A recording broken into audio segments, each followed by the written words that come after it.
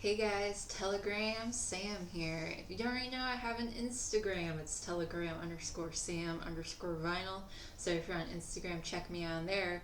But before we get started into today's video, I actually wanted to talk about next week's video, next Sunday's video. I saw GI over at NTX Vinyl do something like this where it was essentially like a Q&A about where he asked his viewers to just ask him questions and he would answer them about his record collection, music in general. So I thought that'd be a fun thing to do. So yeah, in the comments section of this video, you can leave any questions you have about me, my channel, my records, just anything music record related in general.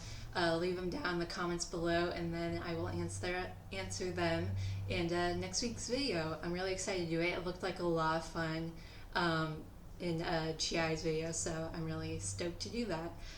But yeah, the meat and bones of this video, recent vinyl pickups, records I've picked up in the last 2 weeks. Actually, I haven't gotten much these last 2 weeks, which is kind of good. I'm trying to slow down on my buying just because I've been getting so many records and I haven't really been listening to records that I already have in my collection just because I've been buying so much, or people have been sending me records. Thank you. I'm always grateful for that. So I've just mainly been listening to all the stuff I've been getting in and not really listening to stuff that I already have in my collection. So I've been trying to slow down a little bit, but I still gotta buy a few records. Anyways, let's get into it. All these records I got at my antique store, Honey Hole, that I've gotten a lot of records from in the past. Yeah, me and my friend Katrina ended up going there. Didn't find as much as I usually do, which is kind of good for me financially, but I still found some pretty cool stuff. First up, I only found one 7-inch there. This is the People Electric. That's the name of the band, and it has Detroit Hooker Fight on one side and then Sister Sybil on the other side. This was released in 2013. This is a US press. Great sort of garage style rock, but it has like a little bit of like a Queens of Stone Age stoner rock thing to it.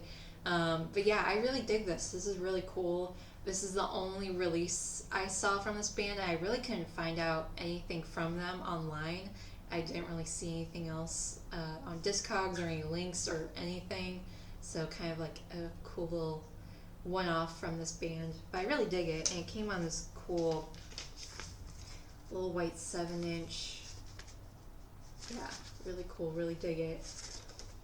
And then I also found this cool 10-inch. This is a College Rock Poindexter Stewart 1993 US press. I've described this as a mix of like alt rock, industrial. This was the only release from this group, and this was like a little side project. Grengen, who was famously the guitarist for Black Flag, did in like the early 90s. Definitely not as good as the Black Flag stuff, gonna say that first and foremost. But it's definitely an interesting, cool thing. It's on SST Records. And yeah, it's just really cool. And it even has like the radio DJ thing. I don't know if you can see that, but it has like the tracks for industrial DJs and like the tracks for alternative DJs. And it says, produced by ex-Black Flag guitarist Greg Ginn. But yeah, cool little find. I love anything Black Flag and Black Flag related, so of course I had to get it. And it came on this really cool like purple splatter. It has like also like specks of pink and white in it too. So yeah, that was a cool find. And then next up, the long plays. This was a really cool find. This is Turn On by the Music Machine. This originally came out in 1996, and I think this is probably like in late 90s, early 2000s bootleg press. This was sealed when I found it there. Definitely not original 60s press. I could just tell by the inner sleeve that it came in that wasn't, and plus the cardboard on here is just very thin. It just reeks of a bootleg press. But yeah, great garage rock, little psych band. This was their debut album. This has probably their biggest hit, Talk Talk, on it, which is considered as like an early example of like proto-punk in the early 60s garage scene.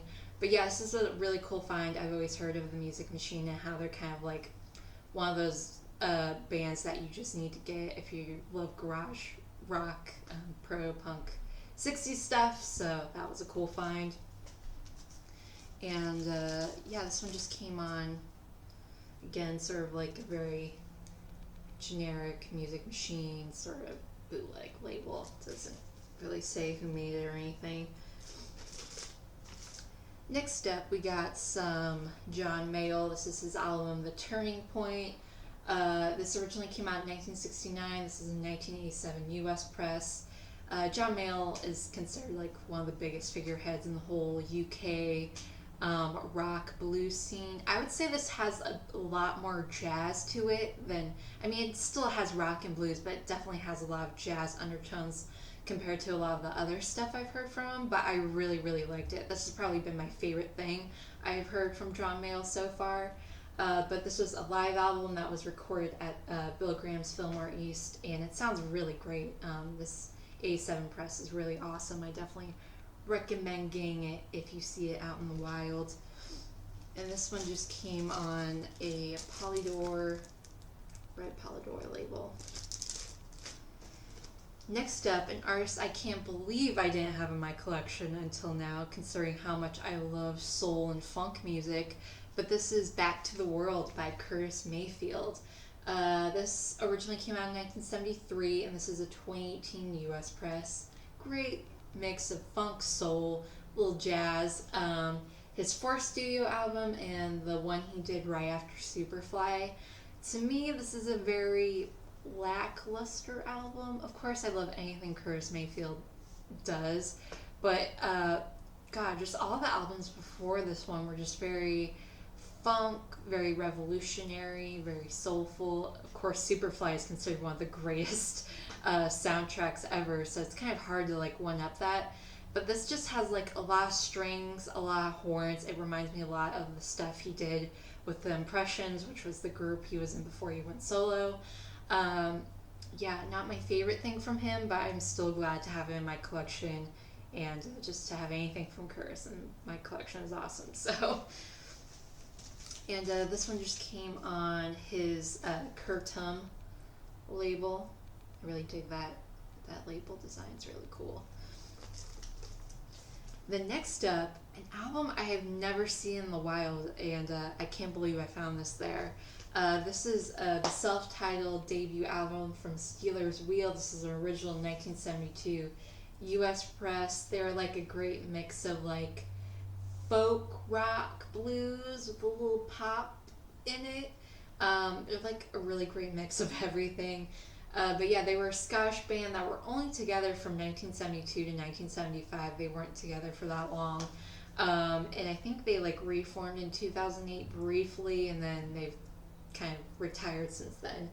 But this is the album that has probably their most well-known song, Stuck in the Middle with You. I love that song. Reservoir Dogs is one of my all-time favorite movies, and there's that famous scene where Mr. Blonde's like dancing to that song right before he's about to cut some guy's ear off. But yeah, it's just, I love that song, and that's kind of the main reason I got it. But I was surprised how much I just loved this album as a whole. It definitely is a lot more blues rockier than I expected, but again, some songs are kind of like on the pop side, some songs are a bit on the hard rock side. I really love the diversity that's on this album, and of course this crazy ass album design is just so cool. But yeah, I feel like I've never seen this before in the wild, even though they're relatively cheap. I just feel like I never see them, so this was a really cool find, and this is in a really great condition, so I was really stoked to find that. And then it just came on this A&M Records label. And then this was a cool find. I feel like I've seen someone show this before, probably Dylan or someone who's really into psych. But this is Carry On Your Idea by Smoke. This is original 1968 US press. Great rock, blues, little tinges of psych in it. Their first of only 2 releases, and they were a band from Fort Worth, Texas. Yeah, I really dig this. This came on a really cool gatefold, and it has like a little interview with the band members.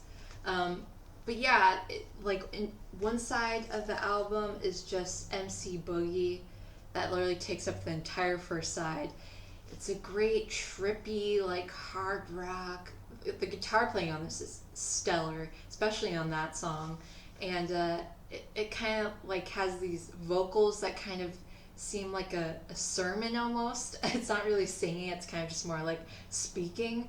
But yeah, I really dig this. This is a fun little kind of obscure thing to have if you're like a big psych rock blues collector.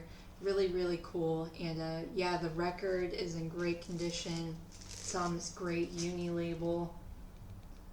Definitely recommend if you're into um, late 60s hard rock psych. Super cool. Last but not least, again, another band I can't believe I didn't have anything in my collection by. I get a lot of comments about my Kiss Pez set, but I kind of feel like a poser because I don't really have any Kiss records in my collection.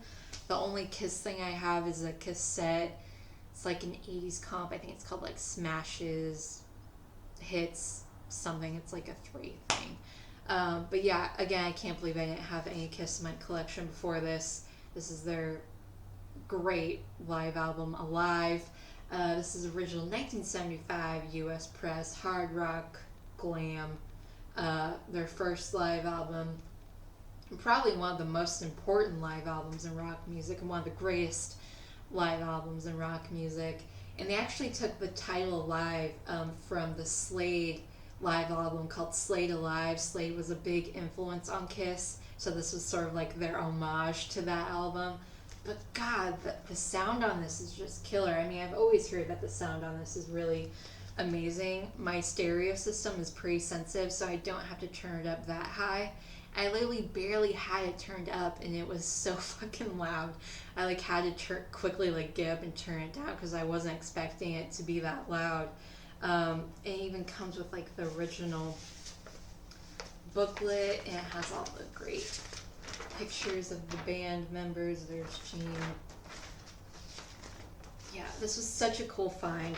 There's also a copy of Destroyer there that I really wanted to get, but the vinyl was just so torn up, and I just knew it was probably unplayable, so I just didn't get it. But this one is still in pretty good condition. This is a 2-record set, and it did come on the Casablanca.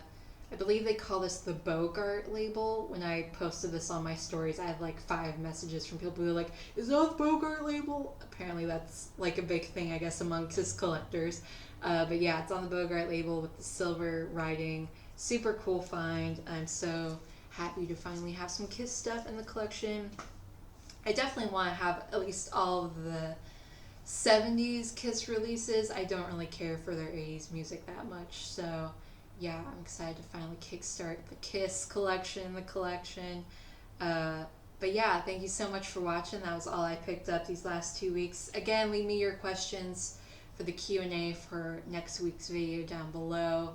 I at least want to get like 15 or 20 good questions. So yeah, leave them down below, and I'll see you guys in next week's video. Bye.